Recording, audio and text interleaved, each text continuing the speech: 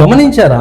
ఈ లోకం తను ఎంతో అందంగా ఉందని, తనలో ఎంతో ఆనందం ఉందని, తనలో ఎంతో సంతోషం ఉందని చూపించుకునేటకు తన రంగులు ఎప్పటికప్పుడు మారుస్తూనే ఉంది. మనం ఈ లోకంలో ఆనందంగా ఉండాలని మన సమయాన్ని, మన ధనాన్ని ఎందరినో మోసగిస్తూ ఈ లోకం వైపు పరిగెడుతూ ఉంటాం. అయితే దేవుని వాక్యం చెబుతుంది, ఈ లోకము దాని ఆశలు గతించుచున్నవి కానీ దేవుని చిత్తం చేయవాడు నిరంతరము నిలుచును అని. ఈ లోకానికి తెలిసింది నిన్ను గాయపరచటం, ఈ లోకానికి తెలిసింది నిన్ను బాధించటం, ఈ లోకానికి తెలిసింది నిన్ను వృద్ధునిగా చేయటం. కానీ దేవునికంటూ నీ మీద ఒక చిత్తం ఉంది. అదేంటో తెలుసా? నీ తల్లి గర్భంలో ఉండగానే నీ కోసం ఆలోచించి నీ కోసం ప్రాణం అర్పించాడు, తిరిగి లేచాడు. తండ్రి కుడిపాషాన కూర్చొని ఇప్పటికీ నీ కోసం విజ్ఞాపన చేస్తూనే ఉన్నాడు.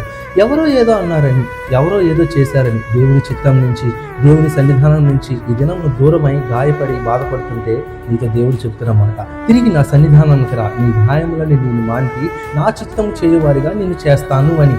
ఆయన తన చిత్తం చేయవానిగా చేయటానికి ఆయన సిద్ధంగా ఉన్నాడు. ఆయన సన్నిధానానికి వెళ్ళి ఆయన చిత్తం నెరవేర్చి సదాకాలం ఆయనతో గడపడానికి నువ్వు సిద్ధంగా ఉన్నావా?